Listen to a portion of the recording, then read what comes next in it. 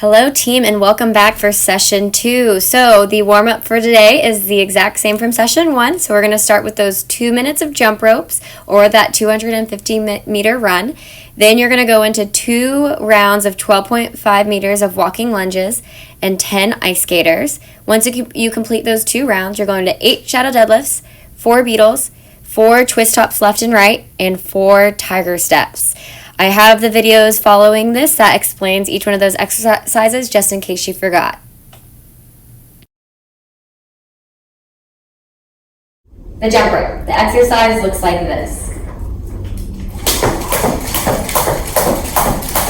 So for the jump rope, the main benefit is total body integration as well as high metabolic demand. So for the start position, you're going to have that rope behind you. If you don't have a rope, if you're at home and you don't have a jump rope, no worries. Just take the rope out of the situation and just use your arm movements and then jump. And every time you jump is 1. But if you do have the rope, you're going to have the jump rope in your hand, elbows in. You're going to have that rope pass overhead and then jump every time it comes under your feet.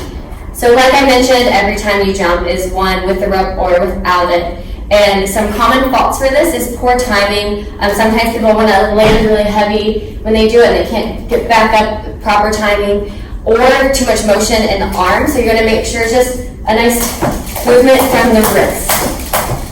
So the way you can progress and regress the jump rope is really just through speed. And that's the jump rope. Walking lunges. The exercise is going to look like this.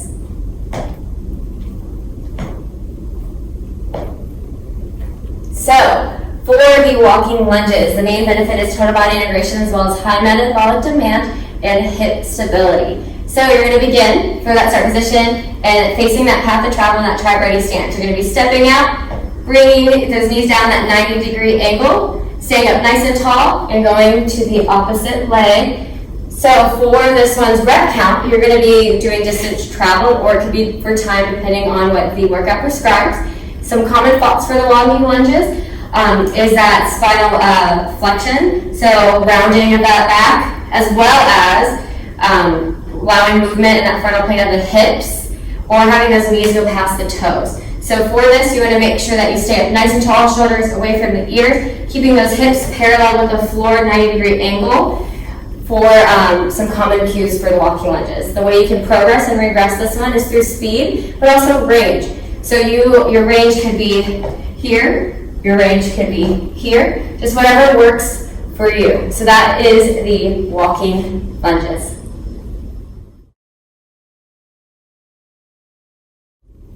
Ice skaters, the exercise looks like this. So for the ice skaters, the main benefit is total body integration as well as high metabolic demand, as well as stability through the hip, knee, and ankle. So the start position is that tri-ready stance. Then you're going to be stepping out laterally. So step out laterally. You're going to be bending, sitting back in those knees, controlling that deceleration down, and then going to the opposite side. So for this one, left and right equals run repetition. Some common faults for this one is not controlling that deceleration. Also, a lot of people may bring their shoulders forward, flexion in that spine. So you want to make sure you have your chest up, chin up, shoulders away from those ears. Having nice control, very important control and timing for this one, as well as coordination. So having nice control, going decelerating back down, making sure you have all points of contact for that landing foot, and then going to the opposite side. The progression and regression for the ice skaters is through range of motion and speed. So are you stepping side to side? Are you jumping? How far are you going down that when you're decelerating and how much control you're having, as well as speed, how quickly you're going from side to side. And those are the ice skaters. Shadow deadlifts. The exercise looks like this.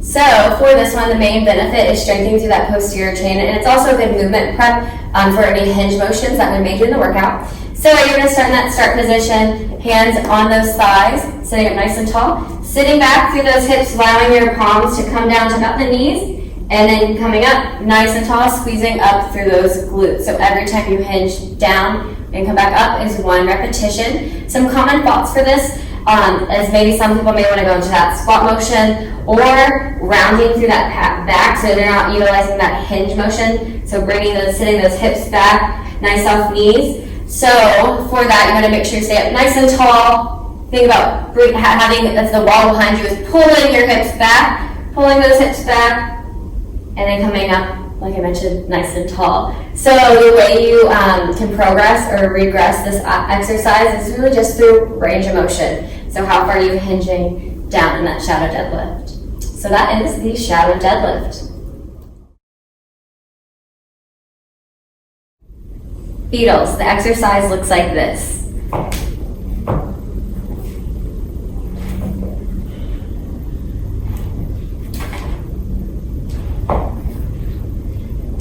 So for the Beatles, the main benefit is strengthening through the anterior core as well as lateral core and shoulder stability. So you're going to start in a 4-point prone position, shoulders over palms, knees bent on your toes. Then you're going to be rotating. So whichever side you're rotating to, that arm will come up, that opposite leg will kick through, and then you'll go back to that start position and perform the same thing on the opposite side. So for rep count here, rep count left and right equals 1. Some common faults is either loss of control or shoulders coming up to the ears. So you want to make sure you have your shoulders down and back, nice flat back.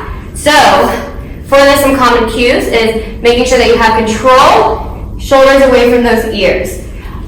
For progression and regression, so you can do it by range of motion or your low. So range of motion, how far are you reaching that foot out when you twist? Or for load, you can also pause, have that foot come down, and then go back to that start position to progress and regress the load. And that is the Beetle.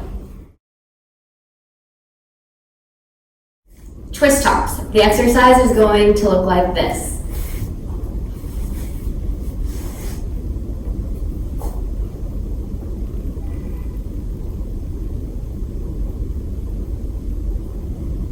And then you do the same thing on the opposite side. So the main benefit for those twist tops is that movement prep as well as thoracic and shoulder mobility. So for the start position, you're going to be laying on your side. You kind of saw me set up. You're going to make sure that you have a 90-degree angle at those hips, 90-degree angle at those knees.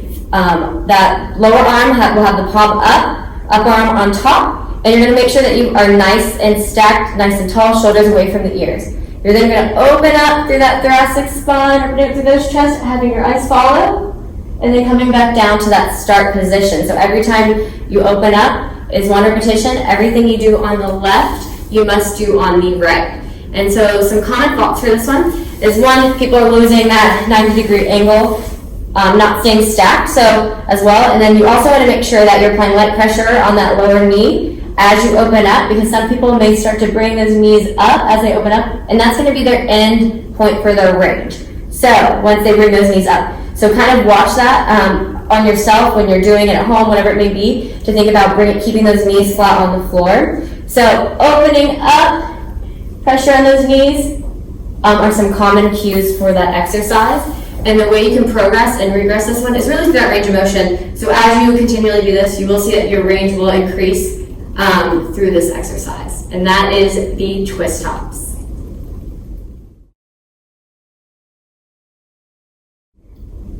Tiger step. The exercise is going to look like this.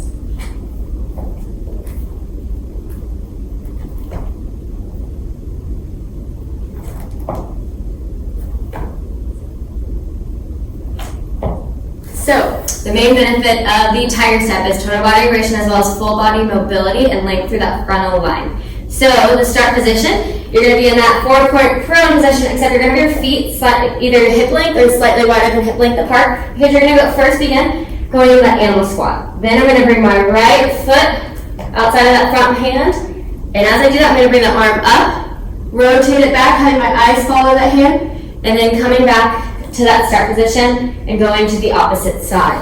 Every time the rep count for this is left and right equals 1. And so the common faults for this is 1, not starting off for success, so not in that nice strong plank position. You want your shoulders over those palms, as well as allowing your hips to fall forward. And that plank, so you don't have your core nice and tight, nice long spine. Shoulders away from the ears.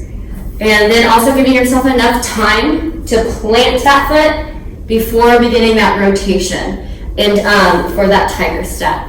The way you can progress and regress this one is through that range of motion. So range in the animal squat, as well as bringing that foot up and rotating for the tiger step.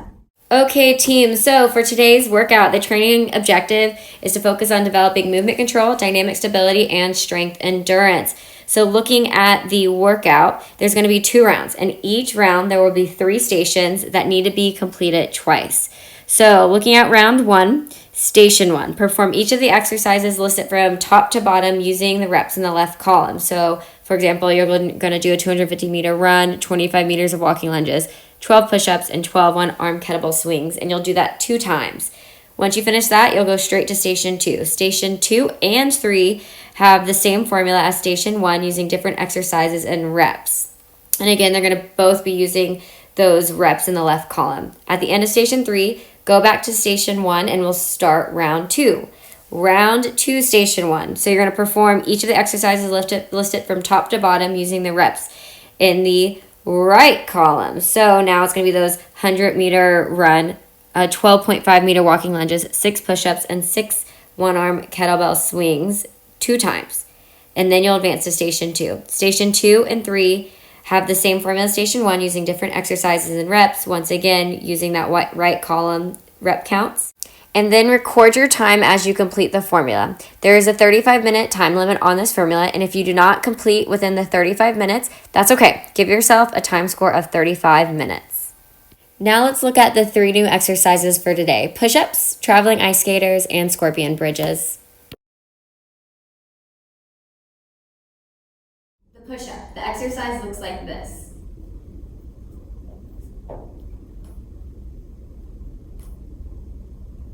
So the main benefit for the push-up is strengthening through that anterior core as well as shoulder stability and mobility. So to start this position, you're going to be in that 4-point prone position, shoulders over those palms, feet out on those toes, core nice and tight. Then you're going to bend at the elbows, coming down to the floor, and then pushing up, keeping your core nice and tight, nice long line to the from your shoulders to your toes throughout that exercise. So every time you push up is 1 repetition. And so some common faults for this one is if people are losing that control or that loosening through their core. So some people may bring those hips down or those hips up when they're doing the exercise. So you're going to make sure you have your core nice and tight, also shoulders away from the ears. So the way you can progress and regress this one is through speed as well as load. So load being you. So for this one, you can change load by coming to that push-up, bringing down to the knees, and pushing up and restarting, or simply just doing it on your knees if you need to. And that is the push-up.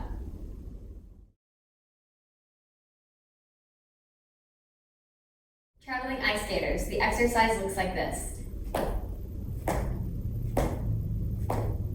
So for the traveling ice skaters, the main benefit is total body integration as well as high metabolic demand, and also adding some of that stability through that hip, knee, and ankle, as well as some hip mobility, control. So a lot of good things for this exercise.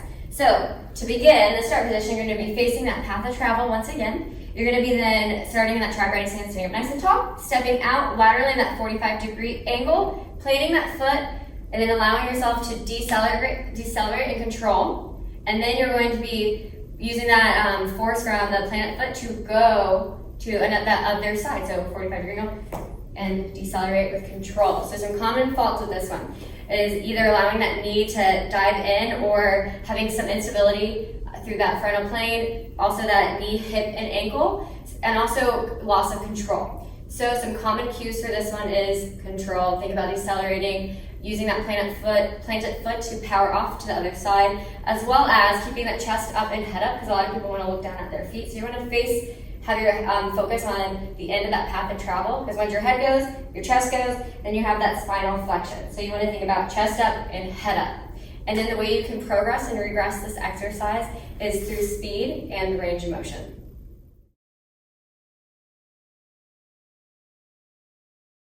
Scorpion bridges. The exercise looks like this.